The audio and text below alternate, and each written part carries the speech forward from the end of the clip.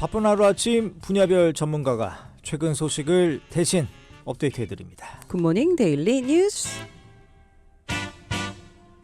네, 오늘 목요일입니다. 경제 소식 업데이트해드려요. 오늘도 참좋은경제연구소 이인철 소장 전화 연결되어 있습니다. 소장님 안녕하십니까? 네, 안녕하세요.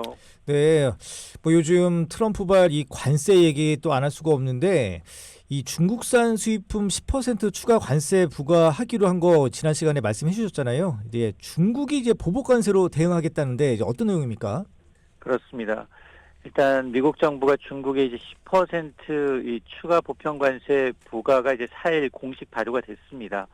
그러자 중국이 즉각적으로 보복 관세를 물리겠다라는 건데요. 크게 중국은 세 가지 방식으로 맞대응합니다.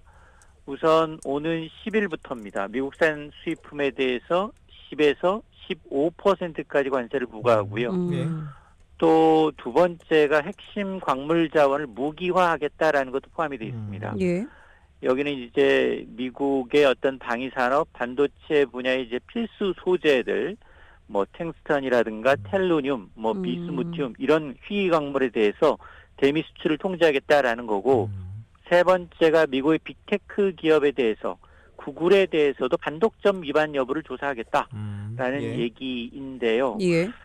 뭐 물론 뭐 다만 이제 트럼프 대통령은 시진핑 주석과 통화하겠다라고 밝혔고, 그리고 중국도 이제 이 보복 관세 발효 시점이 이제 12일이라고 했기 때문에 이제 뭐 멕시코, 캐나다처럼 좀 극적으로 좀 막판 합의에 이를 수도 있지 않겠느냐라는 관측이 나오고는 있는데, 예. 문제는 이제 멕시코, 캐나다의 경우에는 트럼프가 관세 부과 명분으로 내세웠던 펜타닐, 마약류 이제 밀반입 문제에 대해서 적극적으로 협조하겠다. 국경에다 10,000여 명 이상 이제 병력 배치하겠다라는 해답을 줬는데, 예. 지금 시진핑은 강하게 반발하고 있습니다.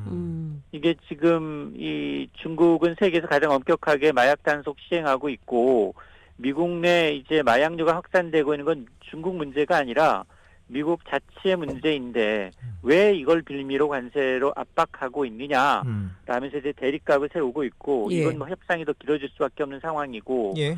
또 이제 WTO에 이제 제소를 좀 했기 때문에, 개시했기 때문에 아마 이제 멕시코하고 캐나다와는 좀 다른 길을 걸을 것으로 예상이 돼서, 예. 이렇게 되면 사실 물론 뭐 10일까지 여부를 좀 지켜봐야 되겠습니다만, 지금 미국과 중국은 우리나라 최대 교역국이기 때문에 이 분쟁이 길어지면 우리나라 수출에도 타격이 좀 불가피한 상황입니다. 네, 네. 그 소장님 말씀하신 뭐 한 이 두세 가지들 이런 것들이 효과가 있다고 보십니까?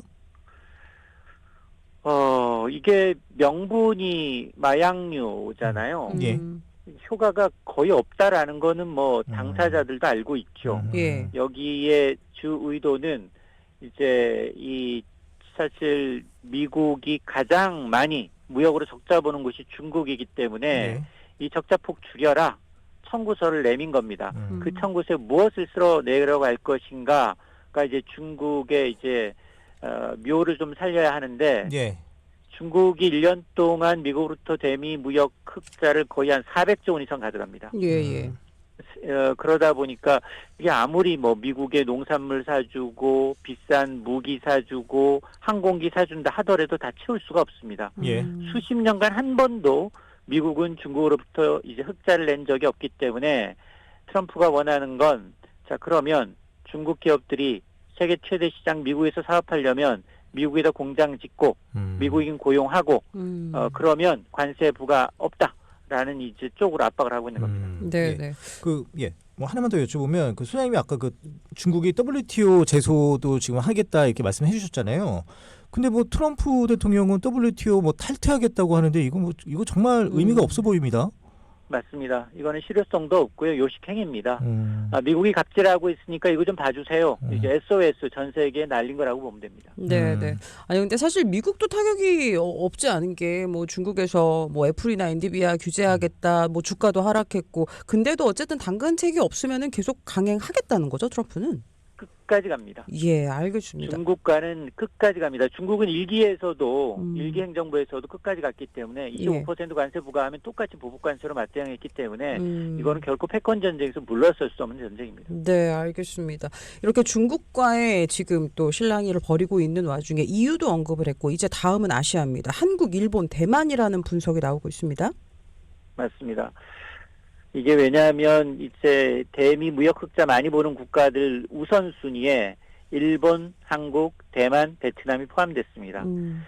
자, 그러다 보니 트럼프는 한국의 최대 수출 품목 반도체 비롯해서 철강, 알루미늄과 같은 거 꼭 집어서 이달 18일 정도로 예상이 되는데요. 예. 관세를 추가로 부과하겠다라고 한 겁니다.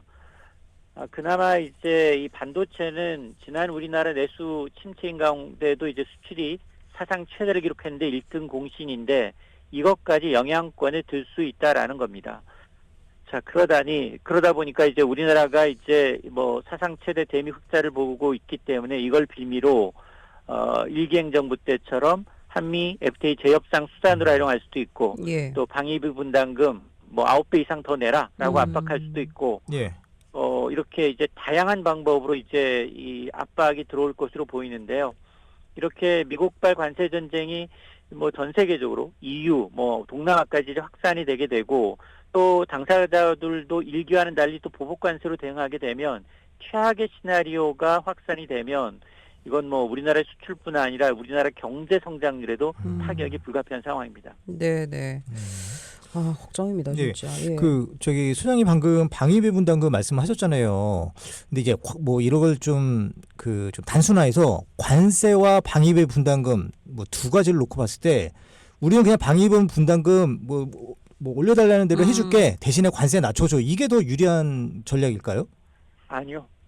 절대 절대 안 되고요. 예. 트럼프 뭐 임기 마지막 라스트 임기 4년입니다. 예. 징검다리기 때문에. 그리고 이제 전 세계를 대상으로 지금 갑질하고 있고 뭐 트럼프가 지구 대통령이냐라는 비아냥까지 나오고 있고 전 세계적으로 불매 운동, 이제 이 미국 제품 사지 말자라는 운동이 거세질 수 있습니다. 예. 이렇게 되면 이제 레임덕은 조기에 올 수 있다. 예. 그러면 임기 후반기 들어서는 이런 관세 폭탄 동력이 약화될 수 있습니다. 네, 알겠습니다. 마지막으로 예. 그래도 좀 좋은 소식이 하나 있죠. 네, 주제 하나 좀 더 볼게요. 이재용 삼성전자 회장이 오픈 AI의 샘 올트먼 창업자 등과 만나서 협력 방안 논의했다고 하는데 좀 자세한 얘기 좀 알려주세요. 맞습니다. 지금 뭐 한미일 AI 동맹이 본격화되는 모습인데요. 뭐 샘 올트먼, 손정희 회장, 이재용 회장 뭐 3자 대면한 건 처음인데 주 의제가 트럼프가 밀고 있는 스타게이트에 삼성이 참여하는 방안입니다. 이건 아마 이제 여기에는 오픈 AI 그리고 이제 오라클, 소프트뱅크가 주도하고 있는데 오픈 AI가 지금 이 가성비 앞세운 딥시크에 좀 쫓기고 있습니다. 네. 그러다 보니까 자본도 필요하고 오픈 AI는 새로운 AI 단말기도 만들고 싶고 전용 칩도 만드는 걸 구상하고 있는데 여기는 기술만 갖고 있지 제조 능력이 없습니다. 가장 잘하는 최적의 파트너가 누구냐? 삼성전자라는 겁니다. 예. AI 단말기 잘 만들고 전용 칩 제조 가능합니다. 그리고 삼성 입장에서도 지금 AI 시장이 좀 다른 업체, SK 하이닉스나 마이크론에 비해서 뒤처져 있기 때문에 여기에 탑승을 해야 하는 상황이거든요. 예. 그래서 아마 이제 미래 먹거리에 적극적으로 발굴에 나서야 되는 상황인데 일단 사법 리스크가 벗어났기 때문에 이재용 회장이 여기에 참여할지 여부가 관심사입니다. 네, 맞습니다. 어제 그 무혐의 또 확정이 됐는데 아니 이게 스타게이트가 저도 보니까 규모가 어마어마하더라고요. 이를 계기로 좀 삼성이 활기를 되찾을 수 있을까요? 그렇습니다. 만일 이게 가게 된다면 삼성이 지금 아킬레스건이 이제 AI 부분에 이제 뒤처져서 순간의 실수가 AI 반도체, 뭐 고대역폭 메모리를 연구 개발하다가 중단했거든요. 예. 돈이 안 되니까. 예. 그 인력들이 SK 하이닉스로 가버려서 지금 이 3류로 지금 전략하고 있는 상황이기 때문에 저는 이제 순간의 선택이 아마 이제 삼성의 미래를 좌우한다라고 봅니다. 그 사람 이름 뭐죠? 갑자기 지금 누구요? 생각이 안 나가지고. 어떤 거죠? 그 지금 트럼프의 최측근. 일론 머스크. 일론 머스크. 갑자기 네. 저도 생각이 안 났어요. 예, 네. 아니 근데 소장님 왜 일론 머스크는 왜 여기에 안 들어가는 거예요? 아니 일론 머스크가 여기에 들어갈 이유가 없어요. 일론 머스크 반도체 관련해서 음. 이제 하는 네. 프로젝트이기 때문에 예, 예. 스타게이트라는 건 초대형 AI 만들자라는 거잖아요. 예, 그래서 예. 이제 여기 지금 특히나 이제 그 일론 머스크는 정부 관료, 정부 효율부 수장이어서 예. 직접적으로 여기 개입하기는 좀 어렵습니다. 아, 그렇죠, 그렇죠. 음. 이 스타게이트가 이거 미국 전역을 뭐 AI화 하겠다, 뭐 약간 요런 거죠, 수장님. 맞습니다. 기업형 AI 생성형 AI 구축하겠다라는 프로젝트입니다. 알겠습니다. 예. 마지막으로 우리 요 뉴스를 듣고 청취자분들이 그런 생각하실 것 같아요. 삼전을 이제 그럼 팔 기회가 올까요?라는 주식 관련해서도 조금 영향을 줄 수 있을까요? 일단 액션에 들어가는지를 확인해야 되고요. 음. 지금 상황만 놓고 보면 실적이 상반기까지 좋지는 않습니다. 아, 알겠습니다. 근데 관련해서 소장님 아까 그 일론 머스크 제가 말씀드린 이유가 그 일론 머스크가 요 그 아까 뭐라 그랬죠? 요거, 스타게이트? 스타게이트와 관련해서 되게 부정적인 발언을 했잖아요. 그 이유가 좀 왜냐하면 궁금해서요. 이제 비용이 없다, 돈이 없다라는 건데요. 예. 샘 올트먼과 이제 일론 머스크가 앙숙입니다. 아. 그래서 이제 오픈AI의 샘 올트먼이 지금 여기저기 손정희 회장부터 시작해서 아시아, 예. 싱가포르, 동남아를 돌면서 음. 자본 유치를 하고 있는 겁니다.